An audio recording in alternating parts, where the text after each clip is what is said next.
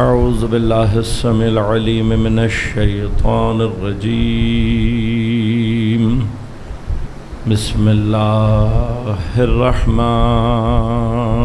الرحیم الحمد للہ الذی ہدانا لہذا وما كنا لنهتدي لولا أن هدانا الله لقد جاءت رسل ربنا بالحق الصلاة والسلام على رسول المسدد المصطفى الأمجد المحمود الأحمد أبي القاسم محمد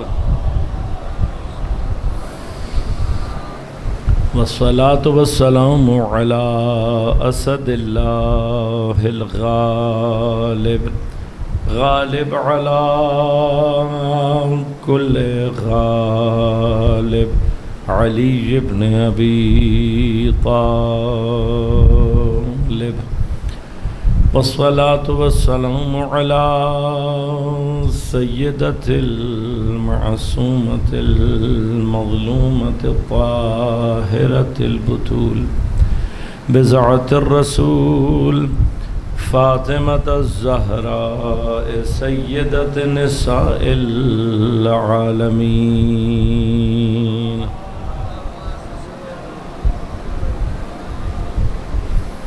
والصلاة والسلام على الحسن المجتبى والحسين المظلوم وأهل بيته الطيبين الطاهرين المعصومين المظلومين المنتجبين المنتخبين لا سيما بقية الله في الأرضين روحي وأرواح العالمين لتراب مقدمه الفداء ولعنة الله على أعدائهم أجمعين أما بعد قال الله تعالى أما بعد قال الإمام النقي عليه الصلاة والسلام في زيارة الجامعة السلام علیکم یا اہل بیت النبوہ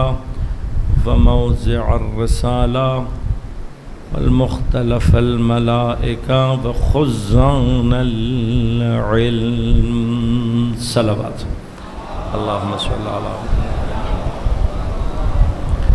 مومنین کرام سامعین محترم عزیزان کرام قدر سن 1446 ہجری کے عاشورہ محرم میں زیارت جامع کبیرہ کی شرح کے عنوان سے ہم نے جس گفتگو کا آغاز کیا تھا آج اس سلسلے کی آخری گفتگو آپ کی خدمت میں پیش کروں گا گرچہ آپ کی خدمت میں عرض کیا کہ کسی مقام پر اگر معصومین علیہم السلام نے اپنے فضائل اور مناقب اور مقامات کا دریا بہایا ہے تو اس دریا کا نام زیارت جامع کبیرہ ہے۔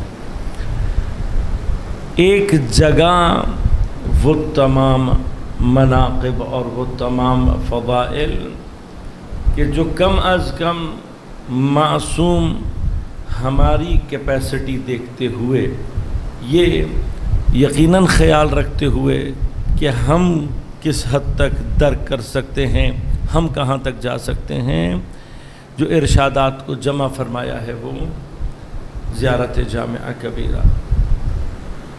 بعض علماء سے اساتید سے اس حوالے سے بھی سوال کیا گیا کہ یہ زیارت جامع کبیرہ امامت کے مرحلے میں 10ویں امام اس زیارت جامع کبیرہ کو بیان فرما رہے ہیں۔ تو اساتید نے مختلف جواب دیے ہیں، ان میں سے ایک یہ ہے کہ اس سے پہلے مختلف مقامات پر ائمہ مختلف انداز سے یہ سارے مقامات بیان کر چکے ہیں جنہیں امام نے ایک جگہ ایک ساتھ تعلیم فرمایا۔ لہذا یوں سمجھ لیجئے کہ اس سے پہلے اگر یہ سارے کے سارے بیانات بکھرے ہوئے تھے تو 10ویں امام نے یہ ہم پر لطف کیا ہے خود ہی کہ ان سب کو ایک جگہ جمع کر دیا۔ عین ممکن ہے بعض نے اس بات کی طرف بھی اشارہ فرمایا کہ پیغمبر کے بعد سے لے کر مسلسل حتیٰ سلسلہ امامت میں بھی ہر مرحلے میں کہیں نہ کہیں کوئی نہ کوئی اختلافی کیفیات ایجاد ہوتی رہی ہیں۔ مثلا حضرت امیر کے بعد امام حسن مجتبیٰ علیہ السلام کی امامت کے حوالے سے ایک بہت بڑی جماعت مسائل کا شکار ہوئی، وہ الگ، اور جب حضرت نے امیر شام کی جانب سے صلح کو قبول کیا تو ایک بہت بڑی جماعت ایسے مسائل کا شکار ہوئی کہ تاریخ تعجب کرتی ہے۔ پھر ان میں سے بہت سارے دوبارہ امام حسین اور امام حسین علیہ السلام سے بھی کربلا کے واقعات کے دوران یا بعد دوبارہ راہ حق پر آئے ہیں۔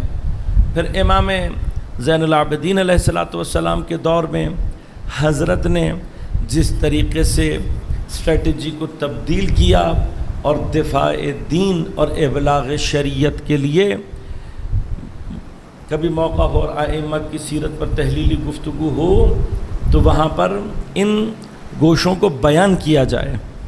یعنی اسٹریٹجی کے اعتبار سے اگر ائمہ میں ہم کسی امام کے حوالے سے یہ تحلیل کرنا چاہیں تو شاید امام زین العابدین علیہ السلام سے زیادہ دین کو محفوظ رکھنے کی جو اسٹریٹجیز ہیں وہ اتنی بہترین انداز سے کسی اور امام سے اس طریقے سے ظہور نہیں ہوئی ہیں۔ کبھی اس بات کو سوچئے گا، اس نقطے کو بھی یا اس انداز سے بھی ذہن میں رکھیے گا کہ اگر خباثتوں کا کمال، اگر شیطان کی تمام شیطانیوں کی معراج یزید بن کر ابھری ہے تو خدا کے کمال کی معراج ایک مرحلے میں امام حسین ہیں کہ جو شیطانیت کے اس سارے نظام کو نابود کرنے کے لیے کربلا تک آئے ہیں، اور جس جگہ پر امام حسین علیہ السلام نے اپنے سلسلے کو پہنچا کر چھوڑا ہے۔ تھوڑا سا اگر انسان کبھی اس نقطے پر غور کرے، جہاں پہنچایا ہے امام حسین نے اسے اسی مقام سے اسی کیفیت کے ساتھ آگے لے کر چلنے والی ذات امام زین العابدین علیہ السلام کی ہے۔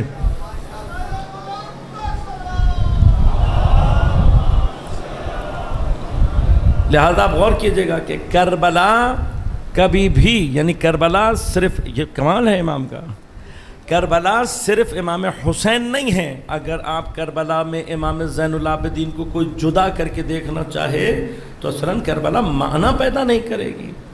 لہذا ایک مقام وہاں پر جو جناب زینب سلام اللہ علیہ انجام دے رہی ہیں، اس مقام پر جو کچھ بھی ہو رہا ہے، اگر کربلا کے میدان تک کی کربلا کا سردار حسین ہے تو کربلا سے لے کر شام تک کی کربلا کا سردار امام سجاد ہے، اور پھر اس سے آگے بڑھ کر تمام جو سرداری ہے وہ امام سجاد کے ہاتھ میں ہے۔ اور یہ امام سجاد کے کمالات ہیں کہ نہ صرف یزیدیت کو ختم کیا بلکہ پے در پے یزید کے بعد آنے والا وہ اپنے وجود میں کوئی کم یزید نہیں ہے۔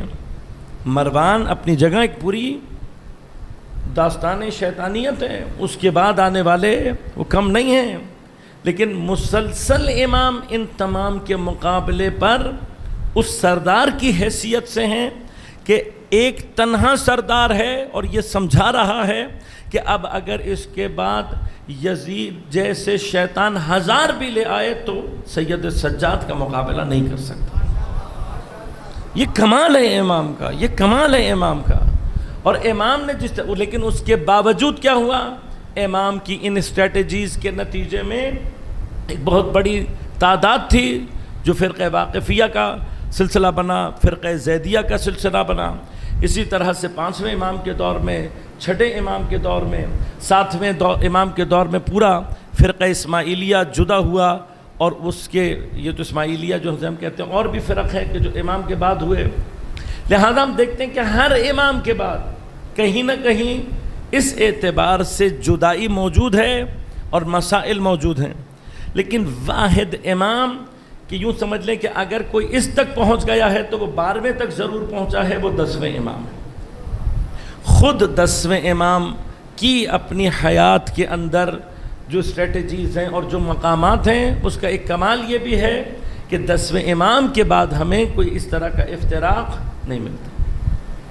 لہذا اب یہ مقام تھا کہ اگر کوئی امام علی النقی علیہ السلام تک پہنچ گیا ہے تو گویا اب امام اس بات پر ناظر ہیں یا متوجہ ہیں کہ جو مجھ تک پہنچ گیا وہ میرے بیٹے، میرے پوتے تک حتماً پہنچے گا۔ یعنی یوں سمجھ لیجئے کہ امام نقی تک آتے ہوئے امامت اس اعتبار سے کہ جو سلسلہ ائمہ برحق ہیں وہ اس جگہ پہنچ گیا ہے کہ اب یہاں تک محفوظ ہو گیا تو آگے تک محفوظ۔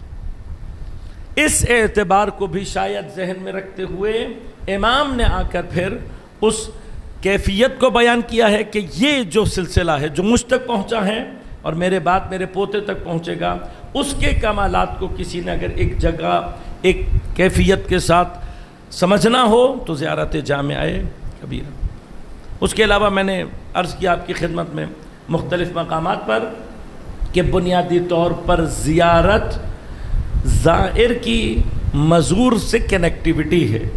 کبھی کبھار انسان کے اندر وہ کیفیات پیدا ہوتی ہیں، دونوں جانب سے ہو سکتی ہیں۔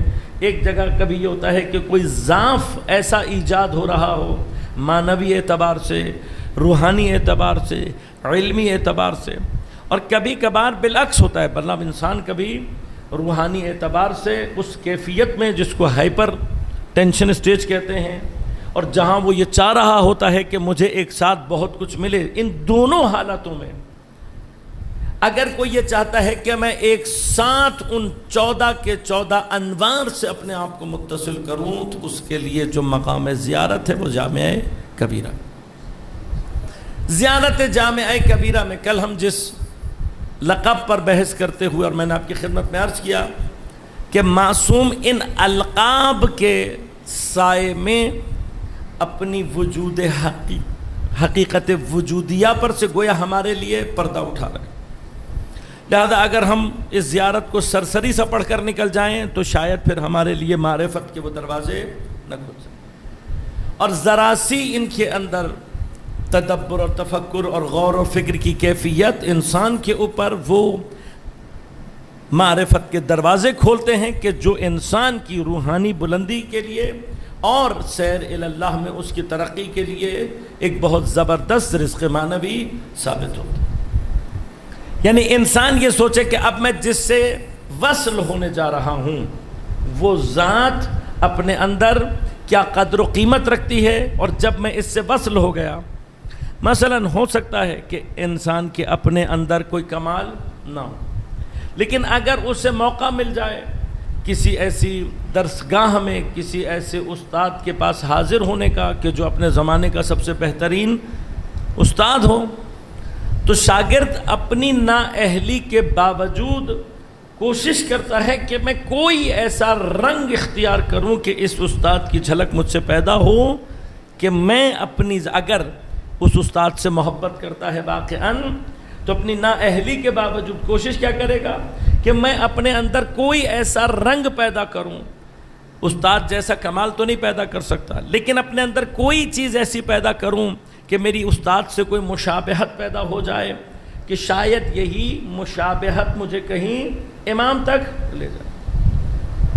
تو شاید کہہ رہا ہوں، اور ہو سکتا ہے کہ ہمارے پاس دلیل بھی مل جائے کہ علماء نے اپنے لیے اس لباس کو اختیار کیا ہے جو لباس ائمہ، یہ ابا قبا، یہ امامہ، اور طول تاریخ میں اس کیفیت کو حفظ کیا ہے۔ عین ممکن ہے کہ علماء کے ذہن میں یہ بات رہی ہو کہ یقیناً ائمہ کے کمال ہم تو اس کی خاک پا بھی نہیں ہیں، لیکن شاید لباس اور ظاہری شباہت ہی ہمارے کسی کام آ جائے، ہمیں کہیں تک پہنچا دے۔ لہٰذا قرآن اس اعتبار سے جو ایک اشارہ لطیف موجود ہے سورہ آل عمران میں کہ خدا فرماتا ہے اے حبیب ان سے کہو قل ان کنتم تحبون اللہ فاتبعونی، اے حبیب ان سے کہو اگر تم اللہ سے محبت کرنے والے ہو میری اتباع کرو، پیغمبر کی اتباع کرو۔ اور علماء اور افاضل نے گفتگو کی ہے اور واقعاً مرکۃ الآراء گفتگو ہے کہ اتباع خاص طور پر افعال میں پیروی کا نام ہے، فعل میں کسی کو فالو کرنا۔ مثلاً آپ نے کسی کو کہا مثلا نماز پڑھو اور وہ نماز پڑھ لے تو یہ اس نے آپ کے قول کی اطاعت کی ہے، قول میں پیروی کی ہے۔ لیکن اگر وہ آپ کی اتباع میں نماز پڑھنا چاہتا ہے تو پھر ویسے نماز پڑھے گا جیسے آپ نے پڑھی۔ یہ تو الگ الگ کیفیات ہے، بس فعل میں کسی کو فالو کرنا اتباع کہلاتا ہے۔ لہذا علماء فرماتے ہیں اتباع رسول میں ایک نازل ترین مرحلہ یہ ہوتا ہے کہ انسان کم از کم اپنے افعال کی ظاہری شکل کو ائمہ اور پیغمبر جیسا بنائے۔ بس ہماری تمام عبادت میں یہ جو ہم اپنی بعض عبادتوں کو ائمہ سے متصل کرتے ہیں اس میں راز ہی یہ ہے کہ بھئی نماز ہم نے صرف ویسے پڑھنی ہے جیسی رسول نے پڑھی۔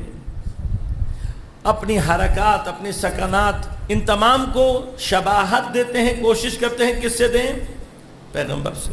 لہٰذا یقیناً وہ تمام کے تمام افراد کہ جو کہیں کوئی داڑھی اس نیت سے رکھنا چاہتا ہے کہ شاید میری داڑھی سے کوئی شباہت، کوئی بال اپنے ایسے رکھنا چاہے، کوئی لباس ایسا پہننا چاہے، تو یہ نازل ترین مرحلہ ہے کہ جہاں پر انسان شباہت پیدا کرتا ہے۔ یہ اس کی وہ ابتدائی منزل ہے جہاں محبوب جیسا دکھنے کی کوشش کر رہا ہوتا ہے، اس امید پر کہ شاید یہ شباہت ہی کہیں مجھے محبوب سے نزدیک کرے، اور ابھی جو میں ظاہر میں اس جیسا ہوں شاید کوئی نگاہ لطف ایسی ہو کہ میرا باطن بھی اس جیسا۔ اب ایگزیکٹلی زیارت ہم سے یہی کیفیت چاہتی ہے کہ اگر تم اہل بیت اطہار سے محبت کرتے ہو، اگر ان کا مقام و مرتبہ تمہارے ذہن میں ہے اور انہوں نے تمہیں یہ حیثیت دے دی ہے کہ تم اب ان کے دربار میں ان کے سامنے کھڑے ہو کر ان کو سلام کرو۔ یہ اپنی جگہ چونکہ میں نہیں اس موضوع میں داخل ہو سکا اور جان بوجھ کر میں نے اس حصے کو نہیں چھیڑا، کبھی اور موقع ملا تو انشاءاللہ عرض کروں گا کہ خود سلام معنی رکھتا ہے یہاں پر، کہ جس کا خلاصہ صرف عرض کر دوں کہ اس سلام کا معنی بنیادی طور پر اپنے اور امام کے درمیان میں کسی وحدت کو ایجاد کرنا، ان کے ساتھ کوئی ایسا ارتباط پیدا کرنا کہ میں امام سے کنیکٹیوٹی پیدا کر کے سلام یعنی اس کیفیت کو اپنے اندر ایجاد کرنا۔ بس جب انہوں نے مجھے یہ حیثیت دے دی، انہوں نے یہ لطف میرے اوپر کر دیا کہ میں اس قابل بنوں کہ ان کے سامنے کھڑے ہو کر ان کو سلام کہوں، سلام مانا رکھتا ہوں۔ پروردگار بعض مقامات پر ان شخصیات کو سلام کرتا ہے، تو اب آپ سوچئے کہ جب پروردگار، لہذا قرآن نے بھی بعض انبیاء کے مقامات کو بیان کیا کہ سلام ہوں اس پر جب وہ پیدا ہوا، سلام ہوں اس پر کہ جب وہ مرا، سلام ہوں اس پر جب وہ اٹھایا جائے گا۔ اسی طرح سے خود درود کی آیت ان اللہ و ملائکتہ یصلون علی النبی یا ایھا الذین آمنوا صلوا علیہ وسلموا تسلیما،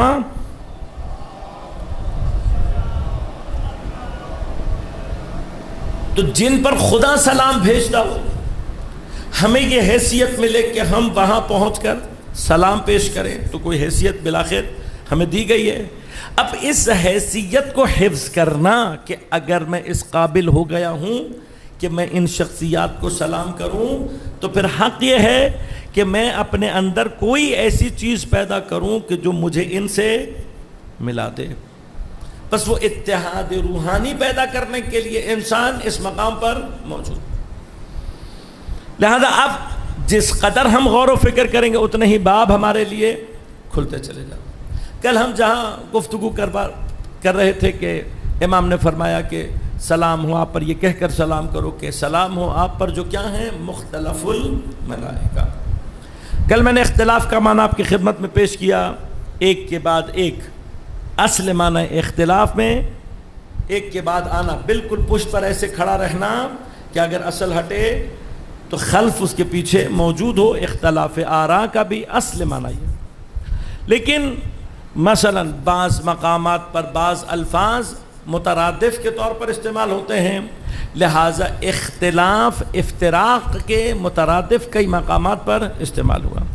کل ایک بزرگوار نے مجلس کے بعد یہ امر کیا کہ میں تھوڑا سا اشارہ سورہ مبارکہ ہود کی 118 نمبر آیت کے جہاں پر پروردگار ارشاد فرماتا ہے پیغمبر سے، لو شاء ربک لجعل الناس امۃ واحدہ، کہ اگر تمہارا پروردگار چاہتا تو لوگوں کو ایک امت بنا دے. ولا یزالون مختلفین، پس اللہ اگر ان کو امت واحدہ بنا دیتا تو یہ کبھی بھی اختلاف نہ کرتے یا ان میں اختلاف نہ پایا جاتا.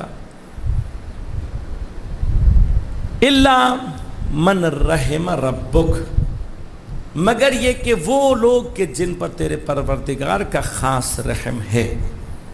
یہ اگلی آیت کا پہلا حصہ. لہذا دونوں آیتوں کو ملا کر گفتگو پوری ہوئی. بس اللہ تبارک و تعالی ارشاد فرما رہا ہے اس بات کی طرف کہ اگر تیرا پروردگار چاہتا تو لوگوں کو سب کو امت واحدہ ایک امت بنا دیتا اور پھر ان کے درمیان میں اختلاف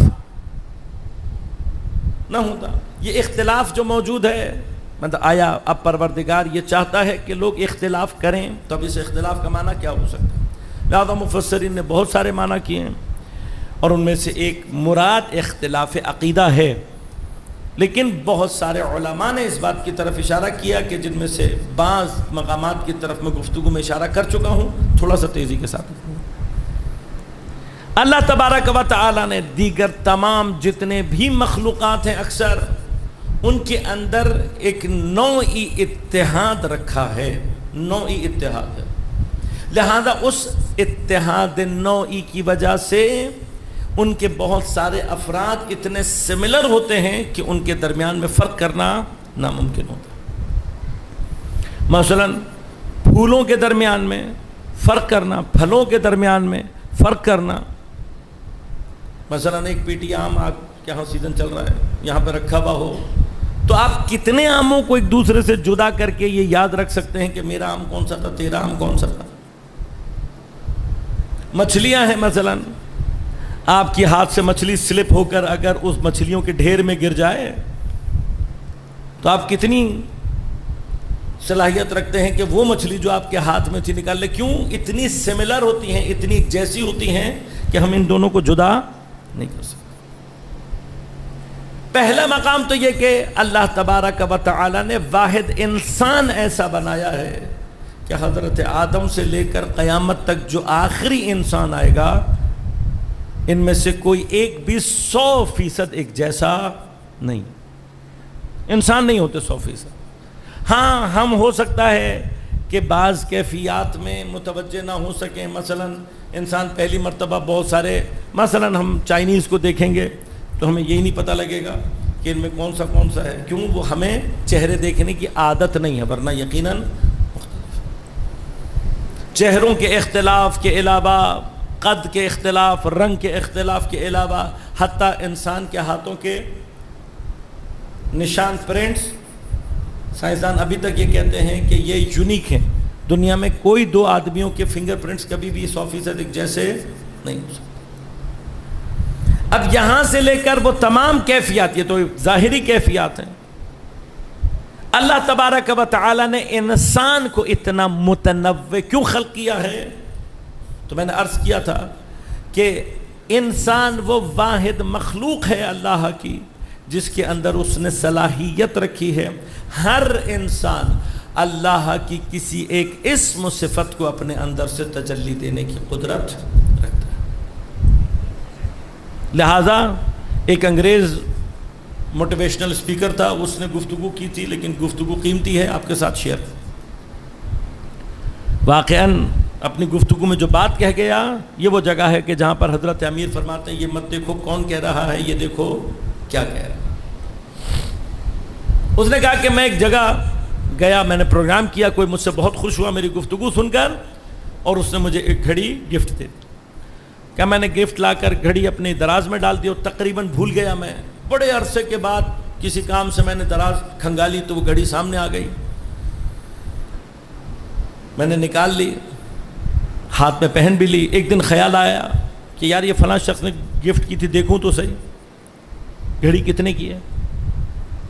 کہ اب جب میں نے گوگل پہ اس کو لکھ کے سرچ کیا تو پتہ لگا کہ دنیا میں مہنگی ترین گھڑیوں میں سے ایک گھڑی یہ ہے جو میرے ہاتھ میں. اب جب مجھے یہ بات پتہ لگی تو تعجب کیا میں نے کہ اتنی قیمتی گھڑی کیوں ہے, اس کے اندر ایسی کیا خاص بات ہے کہ یہ دنیا کی سب سے مہنگی گھڑیوں میں سے. تو کہا میں نے مزید تشویش کے بعد جب سرچ کیا تو مجھے پتہ لگا کہ جو کمپنی یہ گھڑی بناتی ہے اس میں مشینوں سے گھڑی نہیں بنتی, پلانٹ نہیں ہے, بلکہ ماہرین تیار کیے جاتے ہیں جو ہاتھوں سے اس کا ایک ایک پرزہ ہاتھوں سے اپنے بنا کر لگاتے. کیا اس کا مطلب یہ ہوا کہ اس کی قیمت کیوں ہے؟ اس لیے کہ ایک ماہر کے انگلیوں کی مہارت کے نشان اس کے ہر پرزے پر موجود ہیں.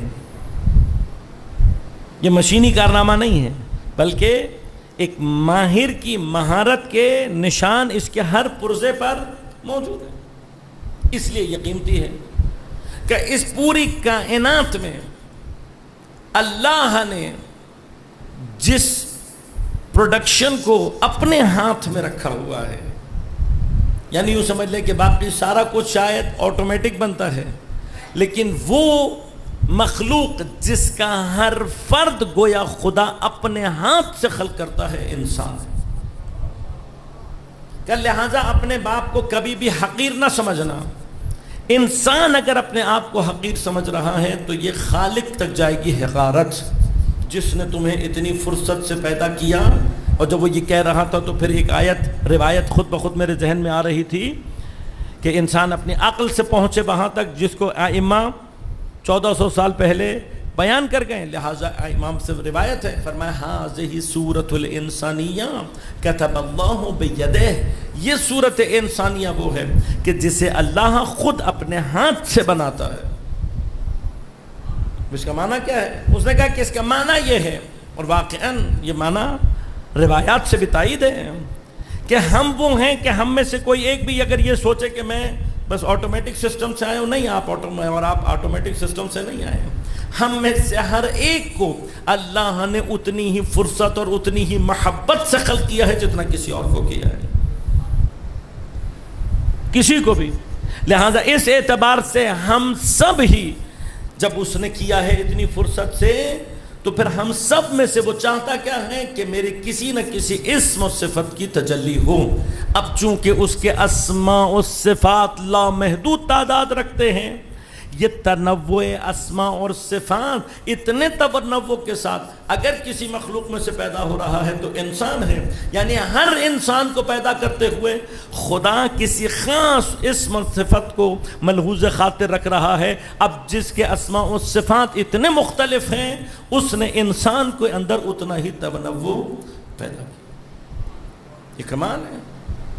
لہذا ایک معنی وَلَا يَزَالُونَ مختلفین کا یہ نکلتا ہے کہ اللہ تبارک و تعالی نے انسان کو اس اعتبار سے متنوع خلق کیا. اس کے علاوہ معنی یہ ہے کہ آیا امت کہا ہے تو کیا کچھ لوگ ایسے ہوں گے جو کہ 100% ایک جیسے, یعنی شکل مراد ہے یا نہیں, انسانی رویہ یا بیہیویئر. تو وہاں پر بھی علماء فرماتے ہیں کہ یہاں پر بھی اختلاف سے مراد خود انسان کے اندر, یعنی جتنے بھی حیوانات پر جب آپ ریسرچ کرتے ہیں تو حیوانات میں یہ ضرور ہے کہ آپ اگر کچھ حیوانات کو ریسرچ کریں گے تو باقی سب بھی ویسے ہی بیہیو کریں گے. لہذا حیوانات میں یہ ہوتا ہے کہ آپ نے کسی بھی حیوان کی کچھ افراد کے اوپر ریسرچ کی تو اب وہ سب کے لیے جاری, لیکن انسان میں یہ نہیں ہو سکتا. ہر انسان کا بیہیویئر, گرچہ انسان میں ایک مشترک بیہیویئر پایا جاتا ہے, لیکن انفرادی اعتبار سے ہر انسان دوسرے انسان سے مختلف. اب یہ اختلاف انسان کے اندر اختلاف آرا پیدا کرتا ہے، لہٰذا ایک ہی وقت میں ایک ہی چیز ہوگی، کسی کو اچھی لگے گی کسی کو بری. ایک ہی وقت میں آپ کسی اور انداز سے دیکھ رہے ہوں گے، میں کسی اور انداز سے دیکھ رہا ہوں گا، آپ کو کچھ سمجھ میں آ رہی ہوگی، مجھے کچھ سمجھ میں آ رہا ہوگا. خوب اس کے اپنے اندر بھی خدا کا لطف یہ ہے کہ ہمارے اس اختلاف کا نتیجہ ایک ایسے علم کی ترقی کی صورت میں ظہور کرتا ہے کہ جو انسان کو آگے کی طرف لے کر جاتا ہے. لیکن عین اس سارے اختلاف میں خدا یہ بھی چاہتا ہے نمبر ایک کہ کوئی گروپ ایسا ہو کہ جس کے اندر کوئی اختلاف نہ ہو، الا من رحم ربک، مگر یہ کہ جن پہ تیرا پروردگار اپنا لطف خاص اور رحم کرے. لہٰذا آیت ایک ہی وقت میں دو گروپ بتا رہی ہے. ایک وہ ہے بڑی تعداد کے جو مختلف ہیں، الا من رحم ربک، مگر وہ گروہ کہ جس پر تیرے پروردگار کا خاص گروہ ہے، اور وہ جنہیں اللہ نے 100% ایک جیسا بنایا ہے، جن کا اول بھی وہی ہے، اوسط بھی وہی ہے، آخر بھی وہی ہے، جو کل کے کل ایک ہیں، وہ محمد و آل محمد علیہ الصلوۃ والسلام.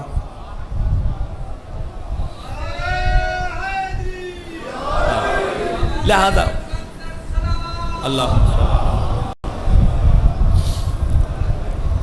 اس اعتبار سے، اور یہ تاریخ میں اب ثابت ہو چکا ہے کہ 14 کے درمیان میں حتیٰ اختلاف رائے بھی، اختلاف مزاج، ان میں سے کوئی ایک بھی چیز نہیں ہے کہ جو 14 معصومین علیہ الصلوۃ والسلام سے ظہور کرے. لیکن اس سب کے باوجود اب غور کیجئے گا، اللہ نے یہ اختلاف رکھا. اس آیت کا ہرگز معنی یہ نہیں ہے کہ خدا نہیں چاہتا کہ لوگ ایک امت واحدہ بنیں، یہ بھی نہیں ہے.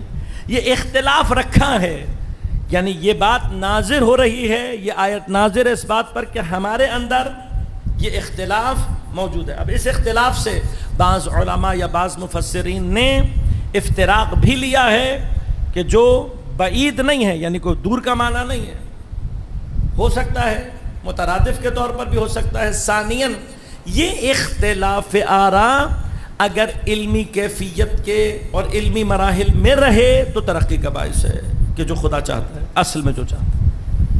لیکن اگر کہیں یہ اختلاف ہماری کسی اور غیر علمی کیفیت کے ساتھ جمع ہو جائے تو ٹریگر ہو جاتا ہے. یعنی ایک تو اختلاف ہے، اوپر سے میرے اندر تعصب ہے، ایک تو اختلاف ہے اوپر سے میرے اندر جہل ہے، ایک تو اختلاف ہے اوپر سے میرے کوئی ذاتی منافع اور میرے ذاتی مسائل بھی موجود ہیں. تب کیا ہوگا کہ جیسے ہی یہ اختلاف ان کیفیات کے ساتھ جمع ہوگا، خود بخود افتراق کی صورت میں ظاہر ہوگا. اب یقیناً خدا اس بات کی طرف بھی ناظر ہے، بالآخر اس نے انسان کو بنایا، جانتا ہے کہ انسان کیا ہے. خلق الانسان ضعیفا، انسان کو ہی اللہ تعالیٰ کہہ رہا ہے ظلوماً جہولا حلوعا. خدا جانتا ہے کہ یہ جاہل بھی ہے، یہ اپنے اوپر ظلم کرنے والا بھی ہے، اس کے اندر ضعف مزاجی پایا جاتا ہے، یہ حریص بھی ہے، یہ سارے کے سارے اللہ جانتا ہے. لہذا اب اس اختلاف اور ان کیفیات کے باوجود سورہ مبارک انفال میں 104 نمبر آیت میں ارشاد فرماتا ہے وَلْتَكُمْ مِنْكُمْ أُمَّةٌ، تمہیں چاہیے کہ تم میں سے امت بنے. بس اب ان دو آیتوں کو سامنے رکھیں تو کیا ہوا، اللہ نے انسان کے اندر یہ اختلاف پیدا کیا ہے، لیکن خدا ہی کیا چاہتا ہے کہ اس اختلاف کے باوجود تم ایک امت بنو. بس اس کا مطلب خدا صرف یہ نہیں چاہتا لو شاء ربک، اگر تیرا پروردگار چاہتا، یعنی معنی کیا ہوا، یعنی پروردگار ہمیں اگر بالکل ایک مزاج بنا دیتا، ایسا بنا دیتا کہ ہم سب ایک ہی جیسا سوچتے، ایک ہی جیسا سمجھتے، تو یقیناً غور کریں ہمارے درمیان کیفیت اختلاف کم ہوتی. لیکن اس کا نتیجہ کیا نکلتا کہ انسان علم کی ترقی کے ان راستوں پر نہ جا سکتا جو کا کمال خدا چاہتا ہے. لہذا ادب میں آپ غور کیجئے گا، مثلا شاعروں کے اندر ایک ہی محبوب کی تعریف میں کب سے انسان تعریفیں کرتا چلا آ رہا ہے، ہر مرتبہ ایک نیا شعر ایک نئی کیفیت کے ساتھ ادب میں جاری و ساری ہے. اتنے شعر لکھے گئے مگر ہر شعر شاعر کے اعتبار سے ختم ہوا نہیں ہوا. یہ کمال ہے جو خدا اس اختلاف سے نکالنا چاہتا ہے. لیکن یہ اختلاف علم کے سائے میں رہے اور پھر اس تمام اختلاف کے ساتھ یہ پھر امت واحدہ بنے. تو ضروری کیا ہے؟ ضروری یہ کہ یہ امت بنے. یعنی یہ اختلاف ہے، اب خدا اس اختلاف کے بعد دوبارہ کہہ رہا ہے امت بنو. واحد راستہ دوبارہ امت بن کر اس اتحاد کی طرف جانے کا یہ ہے کہ کوئی ایسا سسٹم موجود ہو، کچھ ایسے افراد موجود ہوں کہ جو اتحاد کے کمال کو اپنے اندر سے ظہور دے سکتے ہوں. وہ ذوات مقدسہ محمد و آل محمد علیہ السلام ہیں. لہذا ان تمام تر اختلاف، آپ سوچیں، اختلاف مزاج، اختلاف آراء، اختلاف فکر، ان تمام اختلافات کے باوجود اگر ہم واقعاً محمد و آل محمد علیہ السلام سے اپنے آپ کو وصل کریں تو ان کا کمال یہ ہے کہ اس تمام تر اختلاف کے باوجود یہ خود اس قدر متحد اور توحید کو اپنے وجود میں لیے ہوئے ہیں کہ جب تمام تر اختلاف آ کر اس دریائے وحدت میں ملتا ہے تو وہ اتحاد پیدا ہوتا ہے جسے خدا چاہتا ہے کہ امت کی صورت میں ظہور کرے. لہذا ایک سفر ہے. اب فلسفے کے اعتبار سے بات کی جائے تو یہ قوس سعودی اور قوس نزولی کہتے ہیں. قوس نزولی میں اتحاد، توحید نازل ہو کر کثرت میں تبدیل ہوتی ہے، اور اس کی قوس سعودی یہ ہے، یعنی اوپر جب جاتی ہے تو کیا ہوتا ہے؟ یہی کثرت اگر صحیح معنی میں اوپر کی طرف جائے تو دوبارہ وحدت میں تبدیل ہوتی ہے. اس مرحلے میں آنا کہ توحید کے مراحل طے ہوں، مثلا خود سوال ہے اپنی جگہ پر یہ کہ جب خدا ایک ہے تو اس کی مخلوق مختلف کیسے ہے؟ یہ مراتب نزولی کے اعتبار سے ہے. لیکن اگر یہ مختلف رہ جائیں تو پھر خدا کا کمال توحید ظہور نہیں کر سکتا. لہٰذا خدا نے اس مقصد کی خاطر کہ یہ جتنے بھی مختلف ہیں یہ ایک بن کر دوبارہ میری طرف آئیں اور میں بتاؤں کہ توحید سے جو چیز صادر ہوتی ہے اس کے اندر قدرت ہے کہ وہ دوبارہ اسی توحید کی طرف حرکت کریں.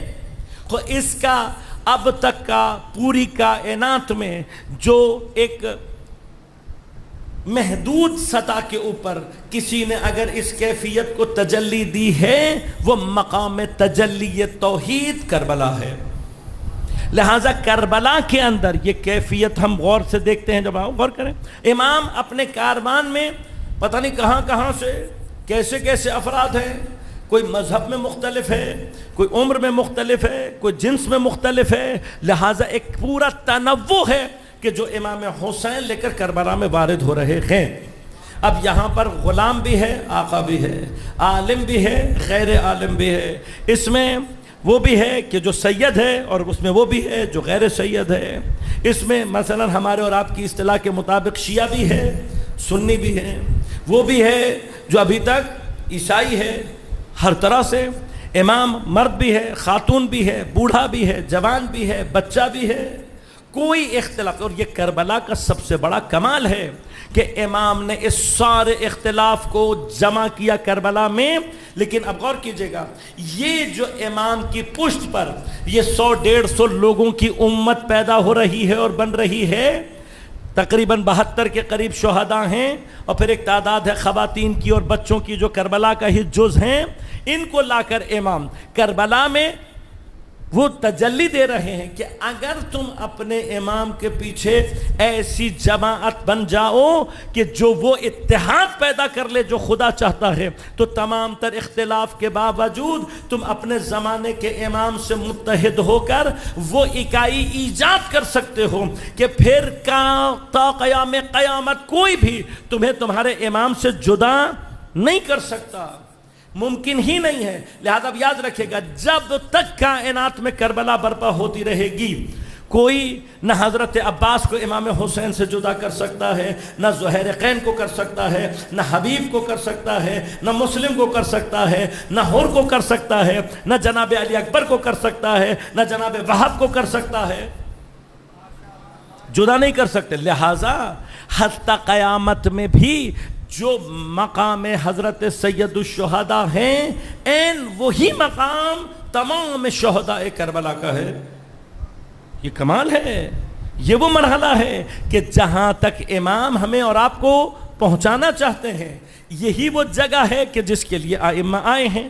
اب ہمارے اور امام کے درمیان میں اس کیفیت میں جو واحد فاصلہ ہے وہ یہ ہے کہ ہم نے ایک کام انجام دینا ہے.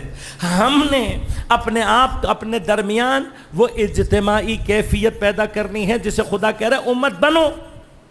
بس میں اور آپ اگر امت بن جائیں گے یعنی واحد راستہ اس اتحاد کا جو میں نے اور آپ نے امام سے پیدا کرنا ہے وہ واحد راستہ کیا ہے؟ وہ واحد راستہ یہ کہ ہم امت بنیں. لہذا یہ مشکل ہے, یہ مسائل ہیں. صرف وہ افراد کہ جو امت بننے کی کوشش اپنے تئیں پوری کریں لیکن اطراف میں لوگ ساتھ نہ دیں اور انہوں نے اپنا وظیفہ پوری طرح سے انجام دیا ہو تو خدا لطف کر کے انہیں انفرادی حیثیت سے امام سے وصل کر.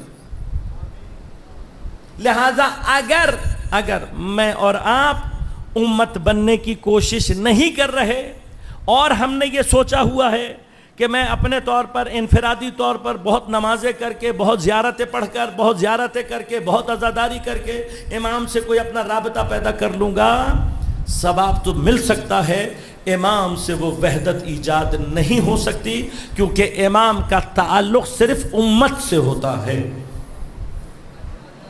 لہذا یا امت کا حصہ بنو, اپنے آپ کو بناؤ, یا کم از کم امت بننے کی کوشش کرتے رہو. اب یہ امت بننے کی کوشش کے لیے دوسروں کو نہیں دیکھنا یہ کیسا ہے وہ کیسا ہے, اس نے کیا کیا اس نے کیا کیا, نا. امت بننے کی کوشش میں مرحلہ ہم نے انجام دینا ہے. میں وہ باب کھولنا نہیں چاہتا لیکن آپ غور کیجئے گا حتیٰ ذروں کے اندر جن میں وہ ایٹمز جن کے پاس فری الیکٹران اور فری پروٹونز ہوتے ہیں, جن میں بانڈنگ کی صلاحیت ہوتی ہے, وہ آپس میں خود ملنے کے لیے, یا یوں سمجھ لیجئے کہ مقناطیس کے گرچہ دو اپوزٹ پول ہوتے ہیں لیکن اتحاد پیدا کرنے کے لیے بے چین ہوتے ہیں, ان کے اپنے اندر کشش ہوتی ہے. لہذا یہ کشش آپ کے اندر پیدا ہو جائے تو اس کا دوسرا رخ آپ کو جہاں ملے گا خود بخود آ کر. لہذا غور کیجئے گا اگر محبت محمد و آل محمد میرے اندر یہ کیفیت یہ کشش ایمانی پیدا نہیں کر رہا تو ان کے ساتھ تو مسئلہ نہیں, مسئلہ ہمارے ساتھ. اس کا مطلب یہ ہے کہ میرے اندر صلاحیت نہیں ہے کہ میں امام سے وہ کیفیت پیدا کر سکوں کہ جو میرے اندر اس کیفیت کو پیدا کرے. لہذا ایک چھوٹی سی مثال دے رہا ہوں اور یہیں پر آج گفتگو کو تمام کروں گا. خدا نے کبھی زندگی میں دوبارہ موقع عنایت کیا تو آپ کی خدمت میں حاضر رہوں گا. البتہ ان آخری الفاظ کے ساتھ ساتھ آپ تمام جتنے بھی سامعین اور تمام جتنے بھی عزاداران سید الشہداء ہیں میں آپ سب کا نہایت ہی ممنون و مشکور ہوں. خصوصاً مخدوم صاحبان پروردگار ان سب کی توفیقات میں اضافہ کرے, اس سارے خانوادے کہ جو مسلسل ان عزاداری کے سلسلوں کو جاری رکھنے کے لیے اور خاص طور پر بالاخص جس بزرگوار کی خدمت میں بیٹھ کر ہم عزاداری انجام دے رہے ہیں. یقیناً یہ اولیاء الہی میں سے ایک وہ ولی کہ جس کے وجود کی برکت سے اس سرزمین پر اہل بیت اطہار کا نام اور عزاداری باقی ہے. یہ یقیناً خود ان کے جوار کی حیثیت اور کیفیت ہے, وہ یہ خود ایک جگہ ایک مقام اسی اتحاد روحانی کا سلسلہ ہے. لہٰذا خود یہ جتنے بھی اولیاء ہیں جنہوں نے اپنے آپ کو اس جگہ تک پہنچایا, نازل ترین مرحلے پر اگر ہم ابھی وہاں نہیں پہنچ پا رہے تو یہ خود ایک واسطہ ہوتے ہیں ہمارے اور اہل بیت کے درمیان میں. عین ممکن ہے کہ ہم ان سے اپنی کوئی ایسی کیفیت ایجاد کر لیں, ہمارا ان کے ساتھ کوئی تعلق بن جائے تو وہ تعلق ہمیں اہل بیت تک لے جا سکتا ہے. لہذا خود شہداء کی نسبت یہ چیز پائی جاتی ہے کہ شہداء نازل تر مرحلے میں ہمارے اور اہل بیت کے درمیان میں واسطہ ہوتے ہیں. لہذا اگر آپ کسی شہید سے کوئی رغبت پیدا کر لیں, یہ ایک راستہ ہے, آپ اپنے لیے کوئی شہید تلاش کریں خود, شہداء کی حیات کو پڑھیں. ہو سکتا ہے کوئی سوزخان ایسا ہو کہ جو کوئی روحانی ارتباط پیدا کر لے استاد شہید سبط جعفر سے. ہمارے جیسا کوئی طالب علم ایسا ہو کہ جو مثلا شہید عارف الحسینی کو اپنے لیے آئیڈیل قرار دے کر شہید عارف الحسینی سے رابطہ پیدا. وہ اسکول کا بچہ شہید اعزاز حسن، اب کوئی طالب علم، کوئی نوجوان اس کو اپنے لیے آئیڈیل بنا کر اس سے رابطہ پیدا کرے، اس کے ساتھ اپنے تعلق کو ایجاد کرے. اس طرح سے ایک پوری ٹیم موجود ہے. یہ آپ اپنے لیے کوئی ڈاکٹر ہے تو وہ ڈاکٹر مثلا شہید نقوی سے اپنے ارتباط کو ہر جگہ موجود ہے. آپ میں سے ہم میں سے کوئی استاد بھی مل جائے گا، کوئی کاروبار کرنے والا بھی مل جائے گا، سب ملیں گے. تلاش کریں اپنے اندر وہ شہید، تلاش کریں اس شہید سے اپنے تعلق کی کیفیت کو شدید بنائیں. وقت نہیں ہے ورنہ قرآن سے بھی ثابت کرتا کہ شہداء کا کام ہے وَيَسْتَبْشِرُونَ بِالَّذِينَ لَمْ يَلْحَقُوا بِهِم مِّن خَلْفِهِم. شہداء یہ کام کرتے ہیں، اپنے پیچھے آنے والوں کو بشارت دیتے ہیں. یہ پیچھے آنے سے کیا مراد ہے کہ آپ شہید کو تلاش کریں، اس کے ساتھ رابطہ پیدا کریں، اور بہترین ارتباط یہ ہوتا ہے کہ آپ یہ تلاش کریں کہ شہید اپنی زندگی میں الہی ڈیوٹی کا انجام دے رہا تھا. یعنی وہ کیا کام کر رہا تھا کہ جس کی وجہ سے اسے رزق شہادت عطا ہو، اور وہ جہاں وہ کام چھوڑ کر گیا وہیں سے اس کام کو آگے چلانا شروع کر دیں. یہ ارتباط ہے. جیسے ہی آپ اس ارتباط کی منزل میں آئیں گے آپ کا شہید سے ارتباط ہوگا، شہید سے ارتباط آپ کو خود سید الشہداء تک لے کر جائے گا. یہ راستے ہیں، یہ راستے، ان میں سے ایک راستہ ان اولیاء کے ساتھ ارتباط کا. لہذا غور کیجیے گا یہ کیفیت کیا ہے. یہ کیفیت یہ ہے، آپ نے اپنے ہاں بھی تجربات کیے ہوں گے اس طرح کے، بچپن میں، نوجوانی میں، جوانی میں کہیں، کہ اگر ایک میگنیٹ مغناطیس، اس کا کام کیا ہے کہ وہ جتنا بھی لوہا ہوگا وہ تمام ایلیمنٹس کی جو صلاحیت رکھتے ہیں انہیں اپنی طرف کھینچ لیتا ہے.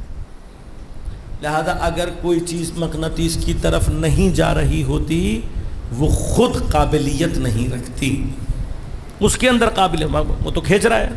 لہذا خود اگر کوئی اہل بیت کی طرف کھنچا ہوا چلا نہیں آ رہا تو اسے خود اپنے اندر دیکھنا چاہیے کہ میرے اندر ایسی کیا چیز کم ہے کہ جو میں ان کی محبت اپنے دل میں پیدا نہیں کر پا رہا. اور اس کا خود ائمہ نے جو بیان کیا وہ فارمولہ صرف یہ ہے، اگر دل میں نفاق اور منافقت کی بیماری ہوگی تو کبھی بھی یہ اٹریکشن پیدا نہیں ہو سکتی. تو جب تک دل سے منافقت نہیں نکلے گی تب تک انسان اس قابل نہیں بنتا. لیکن کچھ مغناطیس، کچھ مقام ایسے ہوتے ہیں کہ جہاں کوئی لوہا آپ نے مغناطیس کے ساتھ لگا کے چھوڑ دیا اور وہ ایک مدت اس کے ساتھ رہا. اب جب آپ اس لوہے کے ٹکڑے کو لے کر کسی اور ٹکڑے کے پاس جائیں گے تو دیکھیں گے اس ٹکڑے کے اندر بھی مغناطیس کی صلاحیت پیدا ہو چکی. یہ جتنے بھی اولیاء الہی ہیں یہ اس لوہے کی مانند ہوتے ہیں جو خود مغناطیس کے محضر میں رہ کر اپنے اندر وہ مغناطیسیت پیدا کر لیتا ہے کہ پھر دوسروں کو اپنی طرف کھینچ سکے. عزیزان من، کائنات کے سب سے بڑے الہی مغناطیس کا نام سید الشہداء امام حسین. اور سید الشہداء نے اس کیفیت محبت، اس الہی کشش کو ایجاد کرنے کے لیے اپنے بہترین افراد کربلا میں قربان کی. کربلا خدا جانے معرفت کا وہ کون سا مقام ہے کہ حتیٰ معصومین انبیاء نے یہ خواہش رکھی کہ کاش ہم کربلا. لہذا بعض عرفاء علماء فرماتے ہیں کہ کربلا کی عظمت کا ایک مقام یہ بھی ہے کہ پنجتن پاک نے بالواسطہ یا بلا واسطہ کربلا میں شرکت کی. یقیناً بلا واسطہ شرکت صرف امام حسین کی، لیکن امام حسین کے بعد ہر ایک کی نیابت میں کوئی نہ کوئی موجود. امام حسن مجتبیٰ کی نیابت کر رہے ہیں جناب قاسم. حضرت امیر کا کوئی اگر نائب ہے تو حضرت عباس. جناب زہرا کی نیابت کو اپنی چادر میں لیے ہوئے حضرت زینب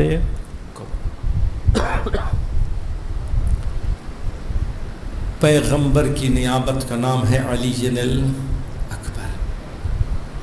اور خدا جانے یہ کس مرحلے کی نیابت ہے کہ جناب علی الاکبر اپنی صورت میں بھی نبی جیسے ہیں، سیرت میں بھی نبی جیسے ہیں، حتیٰ فرمائے منطق میں بھی. یعنی کیا؟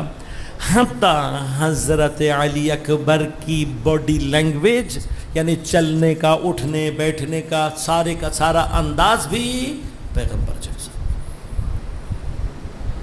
یعنی ہو بہو اگر کوئی پیغمبر کی صورت ہے کربلا میں تو خود جناب علی الاکبر امام حسین کی جانب سے اس بات کی اتمام حجت ہیں کہ اگر اس دشمن لشکر میں کوئی ایک بھی واقعاً مسلمان ہوتا، پیغمبر کی صورت کو اس طرح سے خون میں غلطہ نہ کرتا.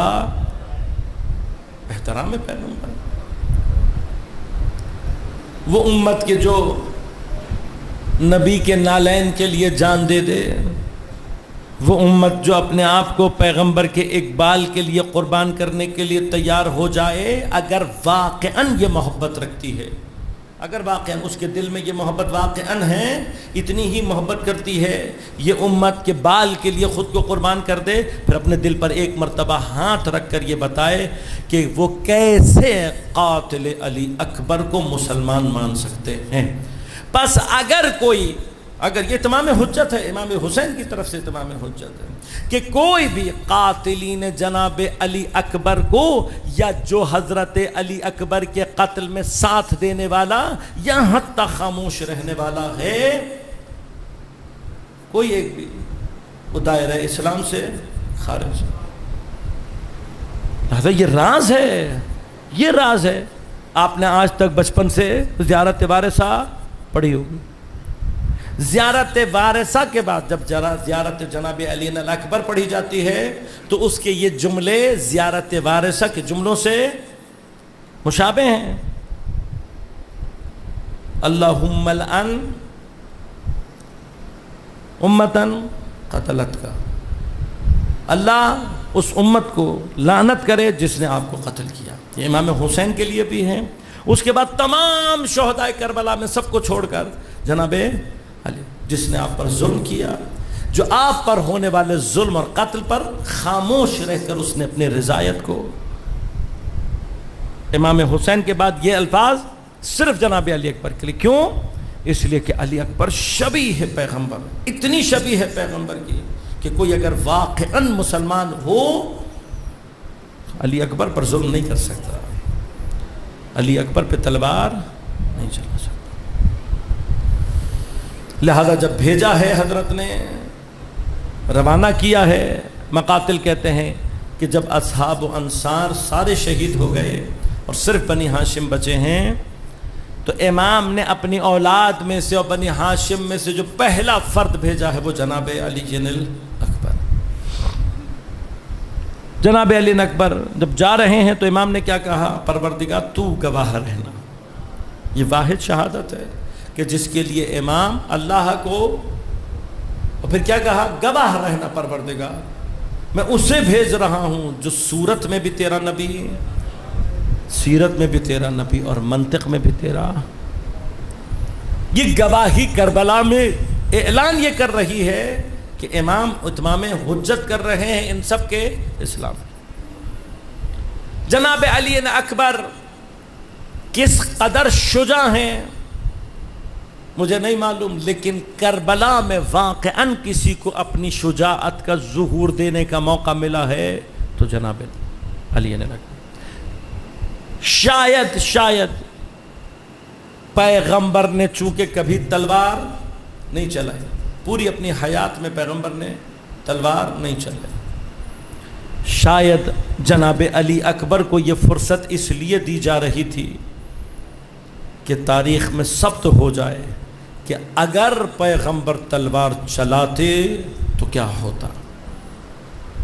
لہذا اللہ نے حضرت علی اکبر کی صورت میں پیغمبر کے اس کمال کو متجلی کیا ہے کربلا میں. لہذا عجیب ہے، واقعاً عجیب ہے.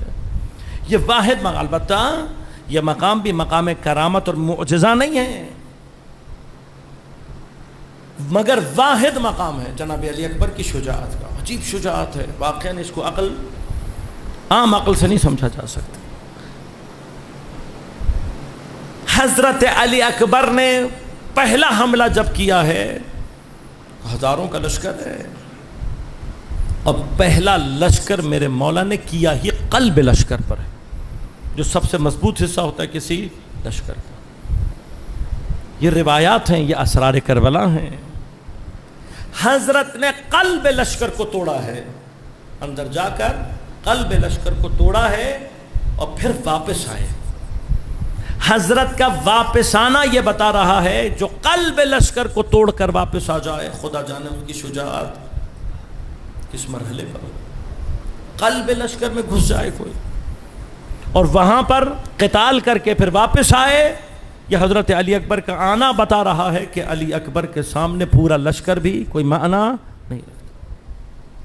واپس آئے، لیکن واپس آ کر کیا کہا ہے کہ بابا